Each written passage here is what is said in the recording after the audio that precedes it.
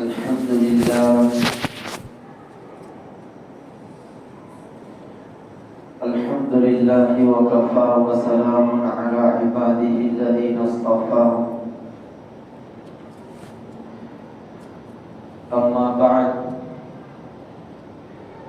فأعوذ بالله من الشيطان الرجيم بسم الله الرحمن الرحيم قال الله تبارك وتعالى في القرآن المجيد والفرقان الحميد أم كنتم شهداء إذ حضر يعقوب الموت إذ قال لبنيه ما تعبدون من بعدي قالوا نعبد إلهك وإله آبائك إبراهيم وإسماعيل وإسحاق إلها واحدا ونحن له مسلمون. وقال النبي صلى الله عليه وسلم إنما بعثت معلما. وقال أيضا خيركم من تعلم القرآن وعلمه أو كما قال عليه الصلاة والتسليم.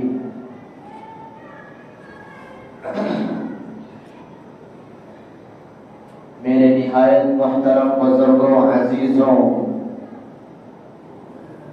اور نوجوان ساتھیوں،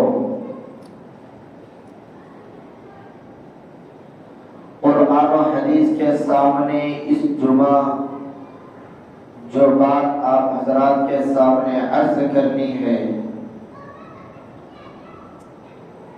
وہ ہمارے نوجوانوں کا ایمان اور جو ہمارے قوم کے بچے ہیں جن کے ہاتھوں میں مستقبل ہے، ان کی پرورش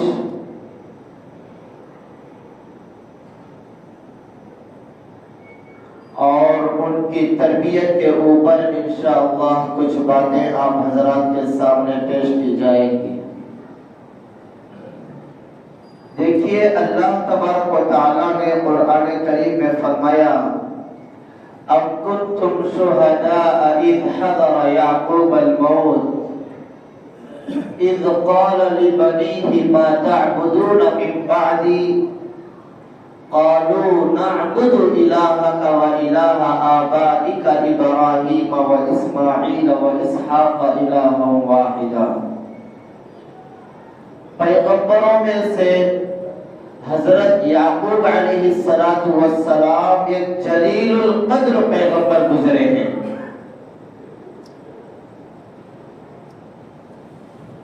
جن کا پورا خاندان نبیوں والا خاندان تھا.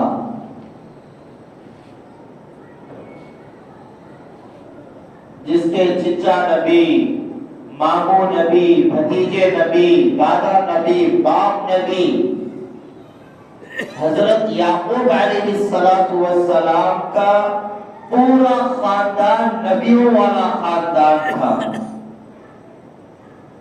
لیکن جب حضرت یعقوب علیہ السلام کی وفات کا وقت قریب آیا، دنیا سے جانے کا وقت جب قریب آیا، تو حضرت یعقوب علیہ السلام نے اپنے بیٹوں کو بلا کر کہا کہ ہم جانے کے بعد، ہماری وفات کے بعد تم کس کی عبادت کرو گے؟ اذ قال لبنیہ ما تعبدون من بعدی، کہ ہمارے دنیا سے چلے جانے کے بعد تم کس کی عبادت کرو گے؟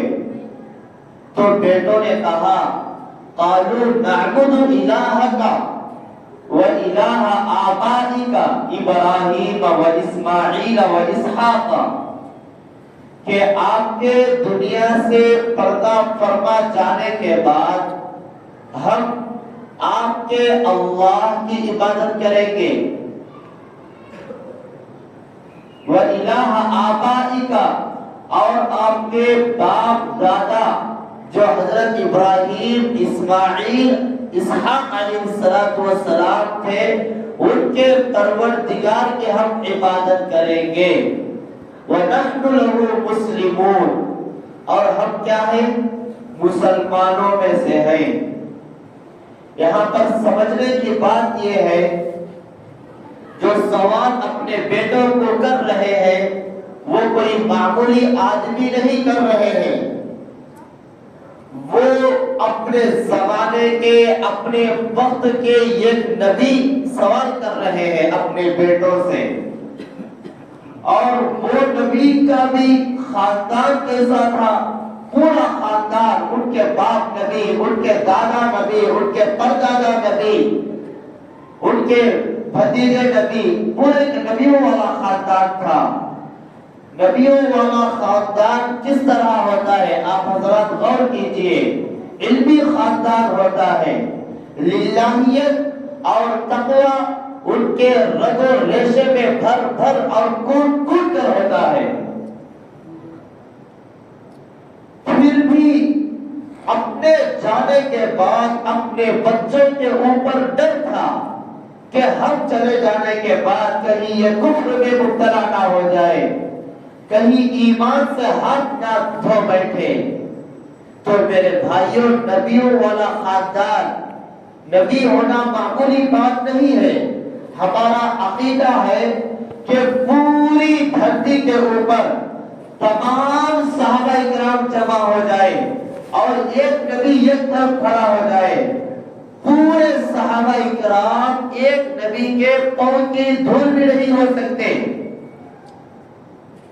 اور صحابی کے بارے میں ہمارا عقیدہ ہے کہ ادنا سے ادنا صحابی جو ایمان کی حالت میں اللہ کے نبی علیہ السلام کا دیدار کیا ہو اور ایمان کی حالت میں ان کی موت آئی ہو، تو وہ صحابی یک طرف کھڑا ہو جائے اور تمام اولیاء اللہ پوری دھرتی کے یک طرف کھڑے ہو جائے، تو ادنا سا چھوٹا سا جو صحابی ہے ان کے پاؤں کی دھول کے برابر بھی ہم نہیں ہو سکتے.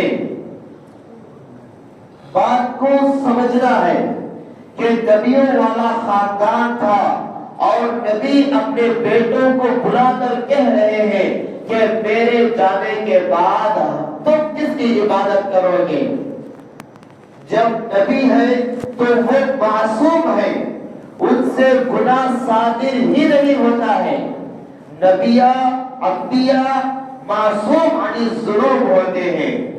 جیسا ہم گناہ کرتے ہیں انبیاء گناہ نہیں کرتے ہیں، وہ پیدائشی معصوم ہوتے ہیں. کہ انبیاء کرام کو اپنے جانے کے بعد اپنے بچوں کے ایمان کا خطرہ تھا کہ ہم چلے جانے کے بعد کہیں کفر میں مبتلا نہ ہو جائے اور اللہ تعالیٰ کی عبادت کو نہ چھوڑ دے.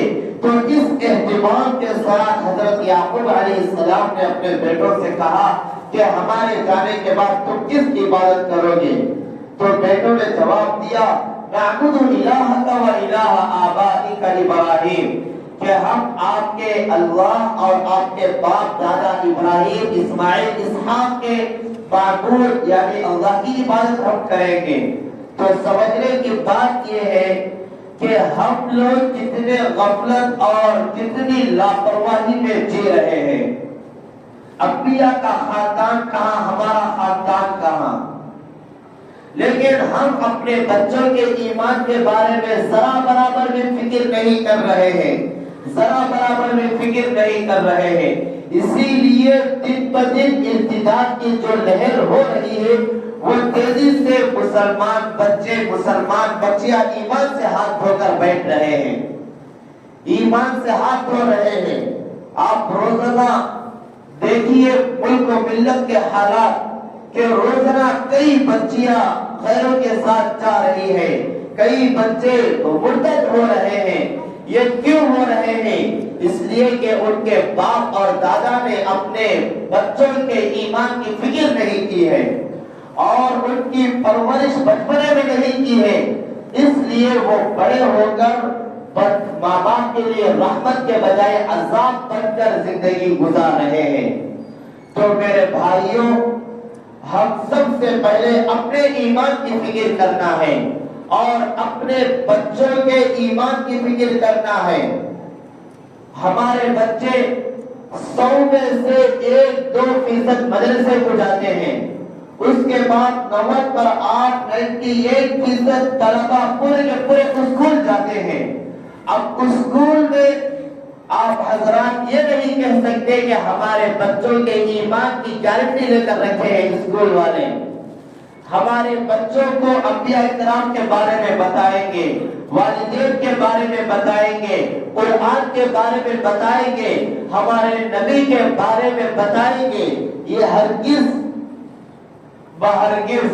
اس سوچ میں نہ رہیے، بلکہ آپ حضرات اپنے بچوں کو مکتب سے جوڑ کر رکھیے۔ اگر تم آگے اپنے بچوں کو دیندار دیکھنا چاہتے ہو تو مکتب کے لائن سے اپنے بچوں کو جوڑ کر رکھیے۔ مکتب میں قرآن و حدیث سکھایا جاتا ہے، مکتب میں ماں باپ کی عظمت بچوں کے دلوں میں بٹھایا جاتا ہے، مکتب میں ایمان کیا ہے، کفر کیا ہے بچوں کو بتایا جاتا ہے۔ یہ جو چھوٹے چھوٹے بچے آتے ہیں، ان کے دلوں میں اور ان کو جو بات کہہ دیتے ہیں وہ ان کے دلوں میں بیٹھ جاتی ہے۔ جس طرح کچی دیوار کے اوپر پتھر مارنے سے وہ پتھر یوں ہی بیٹھ جاتا ہے، بچپنے کا جو دماغ ہوتا ہے، جو ذہن ہوتا ہے، اگر اس ذہن میں اور اس بچپنے میں ہم بچوں کو مکتب کی لین سے، مدرسے کے لین سے، دینی ماحول کے لین سے الگ تھلگ رکھیں تو قریب ہے کہ ہمارے بچے ایمان سے ہاتھ دھو کر بیٹھ جائیں گے۔ قریب ہے کہ ہمارے بچے ایمان سے ہاتھ دھو کر بیٹھ جائیں گے۔ اس لیے آپ سے درخواست ہے کہ اپنے خاندان میں اور اپنے محلے میں، اپنے گھر میں جتنے بھی بچے ہیں ان کو کہیں نہ کہیں مکتب سے جوڑ کر رکھیے اور قرآن پڑھنا سکھائیے بچوں کو۔ قرآن پڑھنا نہیں سکھائیں گے تو کیا سکھائیں گے؟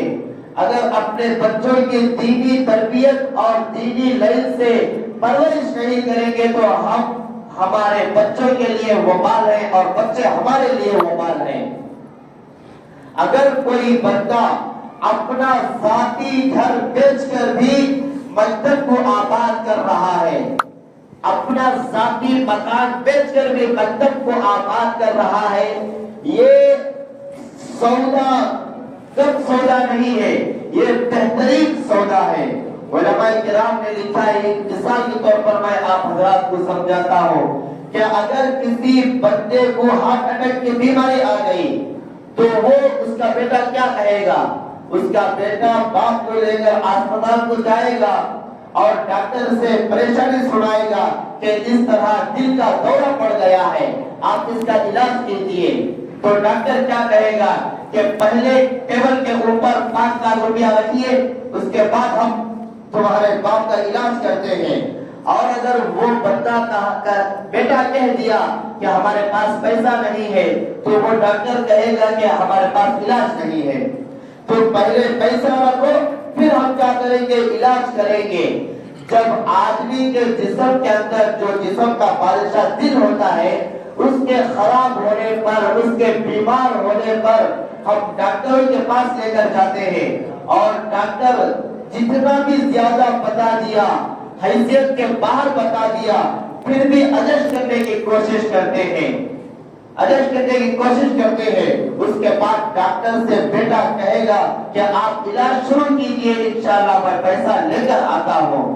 کہ فلاں گھر ہے وہ بیچ دیا، فلاں کھیت ہے وہ بھی بیچ دیا، بیچ کر پیسہ لا کر ڈاکٹر کے حوالے کرتا ہے۔ کیوں بیچتا ہے اپنا مکان؟ کیوں بیچتا ہے اپنا کھیت؟ اس لیے کہ باپ کے دل کا دورہ پڑا ہے۔ ابھی اگر وہ صحیح نہیں رہے گا تو باپ دنیا میں نہیں رہیں گے۔ تو میرے بھائیوں اگر ہمارا ایمان یہ جو قرآن ہے یہ روح ہے. اللہ تعالیٰ نے قرآن میں فرمایا وَكَذَلِكَ أَوْحَيْنَا إِلَيْكَ رُوحًا مِّنْ أَمْرِنَا رُوحًا مِّنْ أَمْرِنَا. یہ جو قرآن کریم ہے یہ ہماری روح ہے, یہ دل سے بھی زیادہ اہمیت رکھتی ہے. تو اگر یہ روح ہم کو نہیں پہنچی ہے تو میرے بھائی اس کو حاصل کرنے کی کوشش کرنا چاہیے. اور اگر ہماری روح خراب ہو رہی ہے تو ہم پیسے کو دیکھے بغیر اپنے گھر کو بھی بیچ کر اگر کوئی بندہ مکتب کو آباد کر رہا ہے, مدرسے کو آباد کر رہا ہے, دینی تعلیم کی کسی بھی لین کو آباد کر رہا ہے تو یہ اچھا سودا ہے, گھاٹے کا سودا نہیں ہے. اس لیے آپ جہاں تک ہو سکے اپنے بچوں کو مکتب سے جوڑ کر رکھیے. حضرت شیخ الہند رحمت اللہ علیہ بہت بڑے اللہ والے گزرے ہیں. جب مالٹا کی جیل میں حضرت نے اپنا وقت گزارا, جیل سے باہر آنے کے بعد حضرت نے فرمایا کہ ہندوستان کے حالات درست ہونے کے لیے اگر ہندوستان کے مستقبل اگر اچھا دیکھنا چاہتے ہو تو دو چیزوں کی فکر کرو, دو چیزوں کی فکر کرو. اگر یہ دو چیزیں پیدا ہو گئی تو انشاءاللہ ہندوستان کے حالات بہتر سے بہتر ہو سکتے ہیں. پہلی چیز کیا ہے؟ آپس میں مسلمانوں کے آپس میں اتحاد اور اتفاق پیدا کرنا, اتحاد اور اتفاق پیدا کرنا, پورے مسلمان مٹھی بھر ہونا, اختلاف ختم کرنا, اختلاف کو ختم کرنا, پورے اتحاد پر کے اوپر آ جانا, اتفاق کے اوپر آ جانا. یہ پہلی چیز ہے. اگر پورے اتحاد کر لیے تو میرے بھائیوں ہر ایک کو ہم بدل سکتے ہیں, ہر ایک کو بدل سکتے ہیں اگر اتحاد ہے. اسی لیے شاعر کہتا ہے متحد ہو تو بدل ڈالو نظام گلشن, متحد ہو تو بدل ڈالو نظام گلشن, منتشر ہو تو مرو شور مچاتے کیوں ہو. صاف مسلمانوں کے اوپر یہ شعر صادق آ رہا ہے. ابھی قریب میں پارلیمانی جو الیکشن ہو رہے ہیں اس میں بھی یہ شعر 100% صادق آئے گا. اگر تم متحد ہو جاؤ گے تو اوپر جو ظالم حکومت آنے والی ہے, کوششیں کر رہی ہے, اس حکومت کو ہم ختم کر سکتے ہیں. اگر متحد نہیں رہو گے, اپنے ووٹوں کی تقسیم کرو گے, چیک کی طرح اپنے ووٹوں کو کاٹ دو گے تو میرے بھائیوں نماز پڑھنا مشکل ہو جائے گا, ماں بہنوں کی عزت مشکل ہو جائے گی اور سارے کے سارے چیزیں خطرے میں پڑ جائیں گی. نہ یہ داڑھی رہے گا, کچھ بھی نہیں رہے گا, پورا کا پورا NRC کو لاگو کر دیا جائے گا, CAA کو لاگو کر دیا جائے گا, انسان سول کوڈ کو نافذ کر دیا جائے گا. پورے ہندوستان ملک میں بربریت اور ظلم اور استبداد کا دورہ ہو جائے گا. تو میرے بھائیوں سمجھنے کی کوشش کریں. تو اتحاد کو پیدا کرنا ہے. حضرت شیخ الہند رحمت اللہ علیہ نے کہا کہ اگر ملک کے مستقبل کو اچھا دیکھنا چاہتے ہو تو آپس میں اتحاد اور اتفاق کو پیدا کرو. دوسری بات فرمایا کہ قریے قریے میں, بستی بستی میں, گاؤں گاؤں میں, محلے محلے میں, گلی گلی میں مکاتب کو آباد کرو, مکاتب کو آباد کرو.